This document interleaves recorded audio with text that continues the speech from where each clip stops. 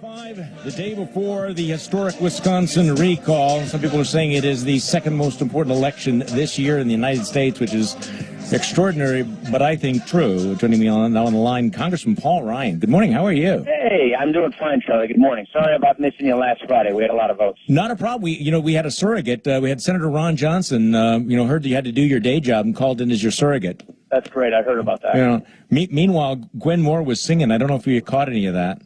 I heard about it. I heard she was in Milwaukee at the time when we were having our votes. I think she ought to keep her day job. Let's talk about the election.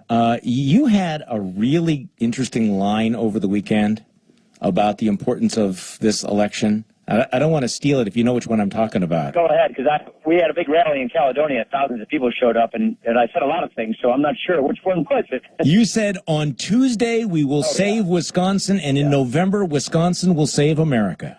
That's exactly how I see it. I mean, we are a battleground state. Our 10 electoral votes are up for grabs.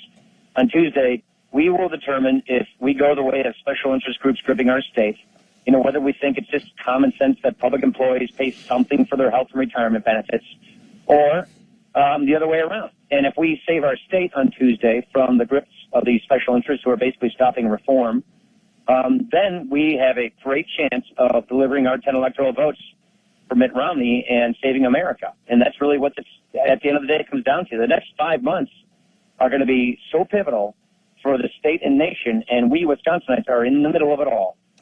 The big question, of course, is now about turnout. There's no question that the Democrats and the unions are pulling out a huge turnout effort, and they're very good at this. They've been doing this for a very long time. So then it comes down to how enthusiastic, how motivated are conservative voters? What are you seeing as you go around the state? Nothing I've ever seen before. I've been involved in a lot of presidential campaigns. I've never seen this kind of motivation. I was at Mass on Sunday morning, and the head usher, who's a dyed-in-the-wool Democrat, I've known the guy most of my life, came up to me and said, "You know what?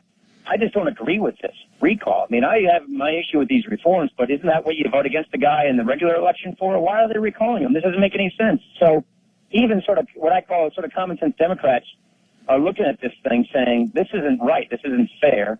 So you've got that. And then what I see just from, Caledonia on Saturday and all across the state are people realize we're making a big decision as to what kind of state we're going to become, not just for the next couple of years, but really sort of for a generation.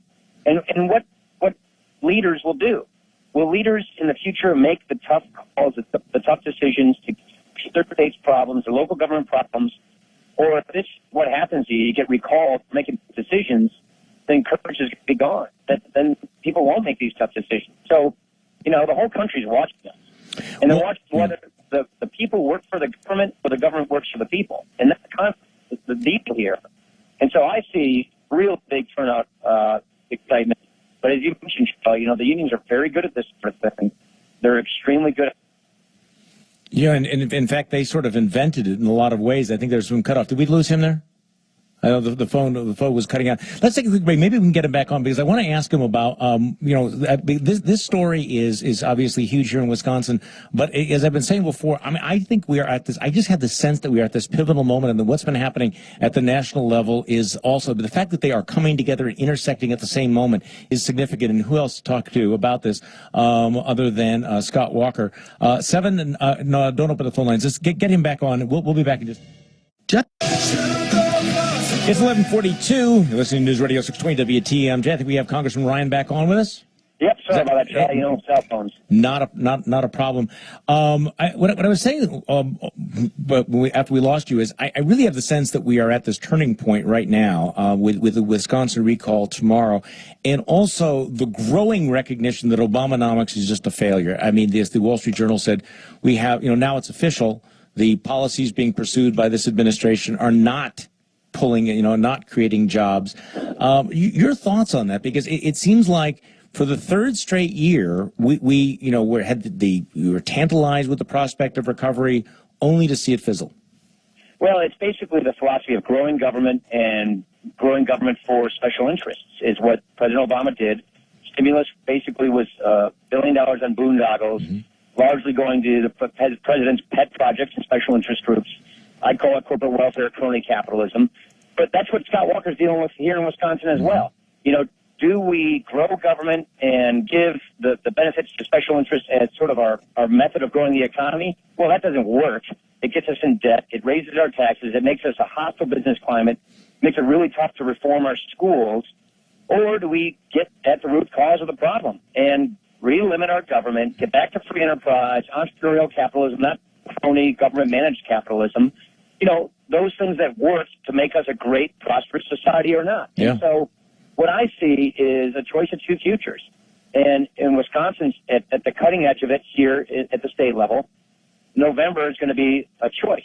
What kind of America do you want to have? Mm-hmm. You know, do you want to have the opportunity society with the safety net, or do you want to have the welfare state, which ends up in a debt crisis? And you know, the irony of it all is the decisions that, you know, we're making in the House with the House budget and Scott Walker made with his reforms. That shows you how we can still get back to prosperity, how we can still get back to limited government, economic freedom, upward mobility, social mobility in America.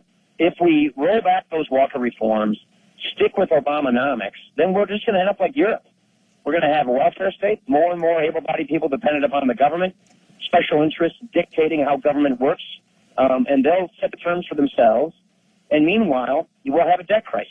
And that means everybody gets hurt. That means you pull the rug out from under the people who can least afford to have that happen to them, the elderly, the poor, and you raise taxes, which slows down the economy for everybody, especially young people coming out of school. I don't think most people fully realize what the scope of the debt crisis that you're talking about, because you're talking about something that would be really, you know, not just knock the economy off of its off of its stilts, but it would fundamentally change the way of life for a lot of Americans if we had a full-fledged debt crisis. That's what people don't understand is our interest rates will go up. So that will become our biggest government program. Inflation could get us and wipe out our living standard and reduce our purchasing power of our savings, of our currency. You know, we won't be in control of our own fate, our own government. The bond markets will, and that's what's happening in Europe. Mm-hmm. And so what will happen is we'll have to do immediate sort of radical surgery to our budget, cutting benefits to people across the board right away, cranking up taxes just to stop the tailspin from, you know, getting out of control. And that means a really, really ugly period in America. And it's all avoidable. That's the great, you know, that's the good news is it's avoidable. And I really believe if we get the right policies in place, just in the next year or two, we can turn this thing around. We can get back to growth, get back to opportunity. It'll be like, you know, Reagan replacing Carter. And we can get back toward an opportunity society. We'll be the port in the storm in the global economy if we get the right policies in place right now, because we still have a narrow window of opportunity to turn this thing around and get back to prosperity, get back to growth. Yeah. And lose this window, we're done. And that narrow window gets narrower with every month. And, of course, it starts right here in Wisconsin tomorrow, because in order to be able to turn that around, in order to turn around the ship of state, you have to have the political will, you have to have the political character. And if Scott Walker wins tomorrow, it will say, you know, making tough decisions can be rewarded. You can survive this. The voters will get that. You can, it will embolden your colleagues, many of whom I'm guessing, you know, have their finger to the wind. Scott Walker goes down, the chances that we're ever going to turn things around, I think, become slim and none. Yeah, it's exactly how I see it. It's high risk, high reward for either side. It's a momentum maker or breaker. And we Wisconsinites are in a unique position. The rest of the country's watching us, and we got to go turn out and get our state's future, because the country's watching us. All right. Thanks so much for joining me.